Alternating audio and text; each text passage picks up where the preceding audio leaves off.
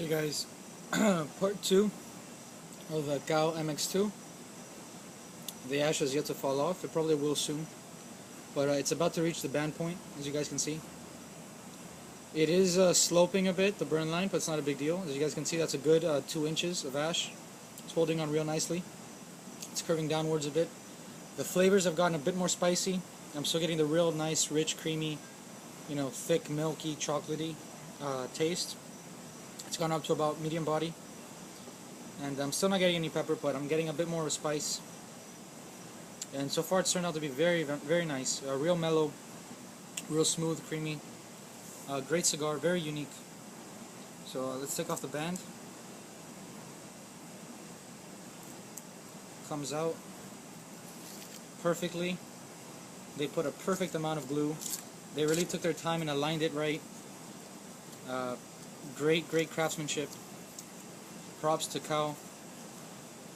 As you guys can see, nothing ripped. It didn't leave off any residue, no glue residue. It didn't take a chunk of the wrapper off. So they took their time making the cigar, and I appreciate that. So here it is, almost about to reach the second third. Around 30 minutes in, give or take, a minute or two.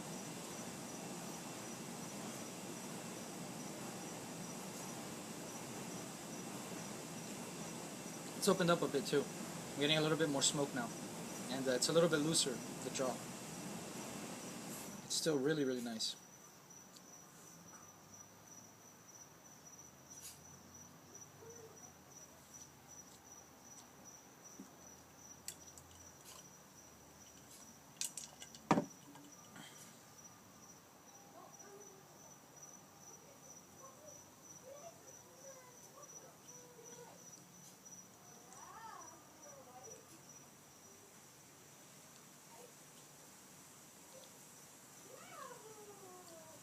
This reminds me a lot of the first Padron I had, the 1964, but without the coffee, without the pepper, and not so much sweetness, but the nice milk chocolatey flavor. Except this has this is buttery and creamy and real nice.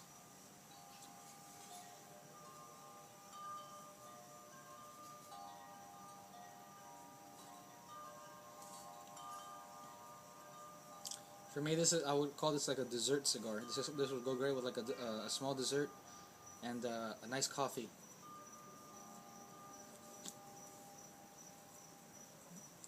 It's a Robusto, but I'm barely heading into the second third, and it's already been half an hour. So this you could easily get an hour out of this stick, easily. So you definitely get your money's worth. This is probably $5 to $6 each. Maybe even less, because you can get a box of 20 for less than $100. So real inexpensive. Great cigar for the price. I'm finding more and more that the cheaper cigars are the better ones for some reason. I'm getting, or maybe just because the price tag on some is so high that I set my expectations too high and then I get disappointed. But I mean, some of my favorite cigars are cheaper, are real cheap.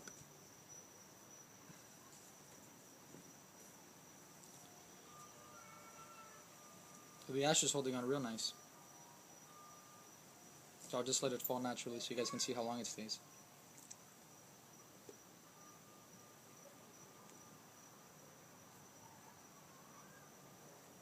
We're getting the same flavor profile. So far, very consistent.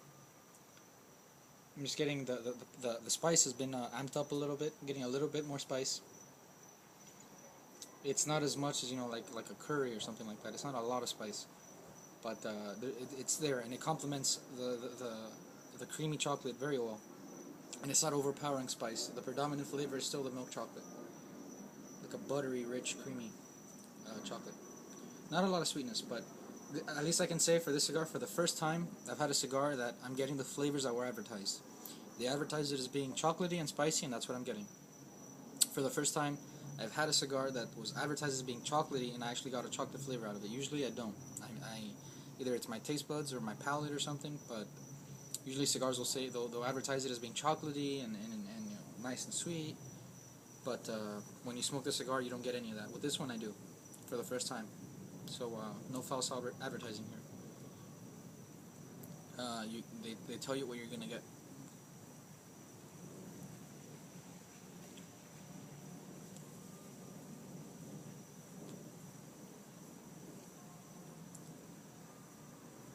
Really nice cigar, really pleasant, really mellow, easygoing. You know, real good cigar. I would even give this to a first-time smoker because it's not overly complex. It's real pleasant.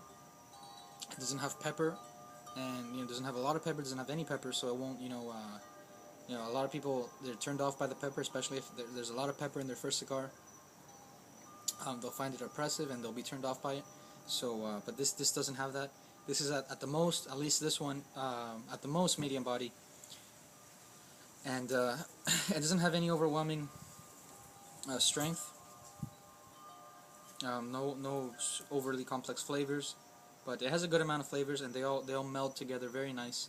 And the milk chocolate is really pleasant. It's something they'd be able to pick up, I think, easily, because it's real obvious, that this is nice and chocolatey. That has a chocolate flavor, chocolate notes. So this would be a good introductory cigar, maybe as your first cigar. It's inexpensive. It's a good size. I would start off with a Robusto. I wouldn't, start off with a Churchill, or a super thick ring gauge. But this is a good enough size if it's your first cigar. It's a good price. It's you get some really nice flavors. It's real pleasant. It's real smooth, mellow, creamy. You get introduced into what's spice, but on a toned down level, instead of being just getting maxed out on flavors and everything. Your first cigar should have a good amount of flavors, but not super strong. So my first cigar, if I wanted to introduce somebody to pepper, I wouldn't give them a Don Pepin, because it's a pepper bomb. It's known for having a lot of pepper, and things like that. I would give a cigar that's not overly complex, kind of like this. Definitely not something that has a lot of one thing. Not a lot of pepper, not a lot of spice, not a lot of nuttiness or woodiness, leather, earth, something like that. Butteriness. I would give them something that has a few flavors, like a handful of flavors that are not super strong, so they can pick up on it and develop their palate and be able to recognize the flavors later on when they have other cigars. So kind of to train and expose their palate to new flavors, and for them to be able to recognize and kind of have that in their memory now. Oh, I'm smoking this. Oh, that's what it is. Okay, so they can go back and then they have another cigar and they can say, I'm looking for this. They can tell the owner or somebody that they know, I like these flavors, I like this cigar, so what would you recommend? Things like that. And they can expand, their knowledge of cigars and what they like and what they don't like, which is the whole purpose of the videos. But definitely, I would give I would gladly have had this as my first cigar, and I would definitely offer this to someone as a first cigar, because I think it won't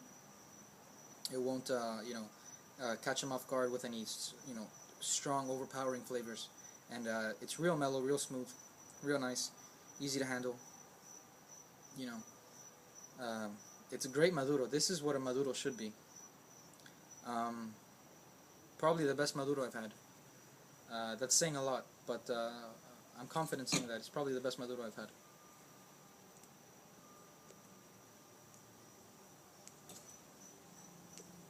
There's the ash, fell right in the ashtray. So now I'm into the second third, just about. The ash, as you guys saw, was well over 2 inches. Held on for a nice long time, and as it fell off, I left a near perfect burn line. As you can see, it's not tunneling or anything. It's got a bit of a mound, but that's not a bad thing, because the wrapper is keeping pace with it, with the cherry.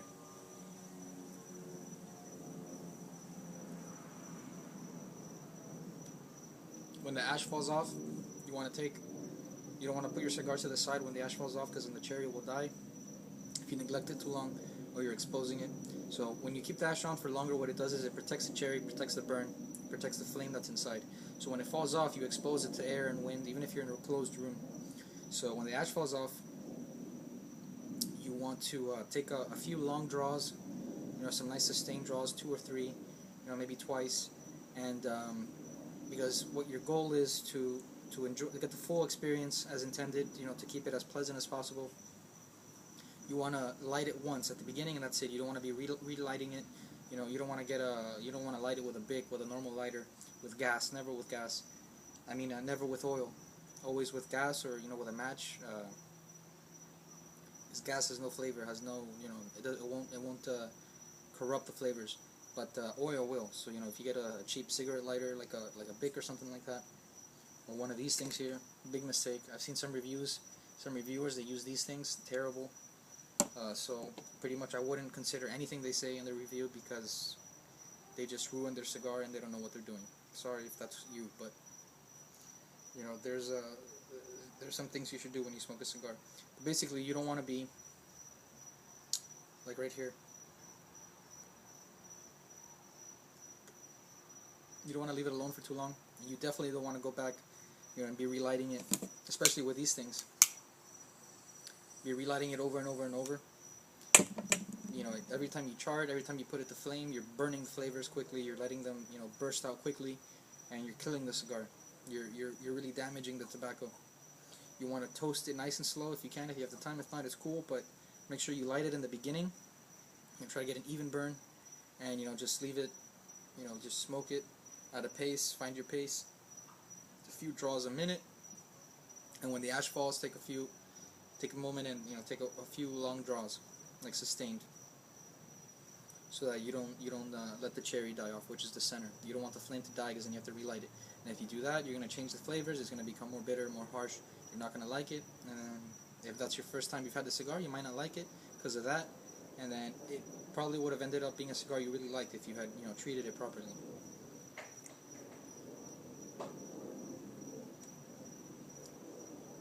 I went off topic, because I haven't noticed any change in flavors, so I might as well talk about something else, because the flavor hasn't changed too much. I'm still getting the same flavor profile.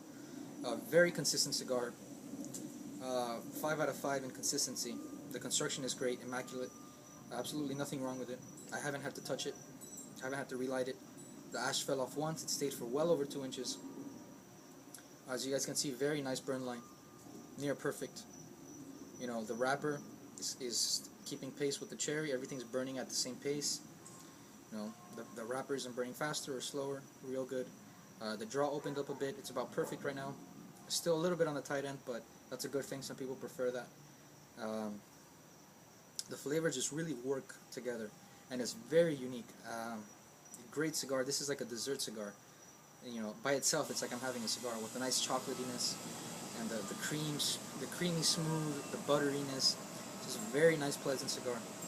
Still at the max medium body. I'm not getting any type of rush, no nicotine strength, at least not for me. Overall, great cigar. I think this should be the standard for other Maduros. Some of you might say that's blasphemy, but this is a good cigar.